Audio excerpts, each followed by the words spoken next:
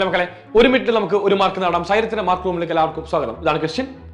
Which of the following is not probability of element? ഇതിൽ ഏതാണ് നമുക്ക് പ്രോബിലിറ്റി ആവാൻ വേണ്ടി സാധിക്കാതെ? എല്ലാവരും മനസ്സിലാക്കേണ്ട കീ കോൺസെപ്റ്റ് ഒന്നുമല്ല. Always probability lies between 0 and 1.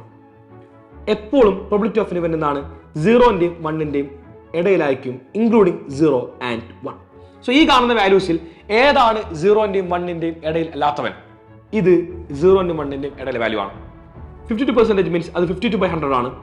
So automatically നമ്മുടെ താഴെ ഭാഗം ഡിനോമിനേറ്റർ വലുതായതുകൊണ്ട് അത് 1നേക്കാൾ താഴെയായിരിക്കും.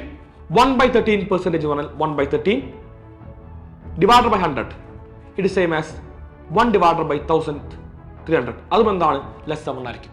അവസാനമായിട്ട് 1 ഡിവൈഡഡ് ബൈ 0.8. ഒപ്പിയോളൂ, നമ്മുടെ ഡിനോമിനേറ്റർ എന്താണ് മക്കളെ?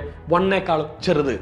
സോ ഓട്ടോമാറ്റിക്കലി നമ്മുടെ ന്യൂമറേറ്ററിനെക്കാളും ചെറുത് ഡിനോമിനേറ്റർ ആകുമ്പോൾ അതിന്റെ ഫ്രാക്ഷൻ എന്തായിരിക്കും? അത് ഗ്രേറ്റർ ദാൻ 1 ആയിരിക്കും. സോ ഓപ്ഷൻ ഡി ആണ് നമുക്ക് ഗ്രേറ്റർ 1 വരുന്നത്. ഇതാണ് മക്കളെ ഈ കാണുന്ന ക്വസ്റ്റ്യന്റെ റൈറ്റ് ആൻസർ.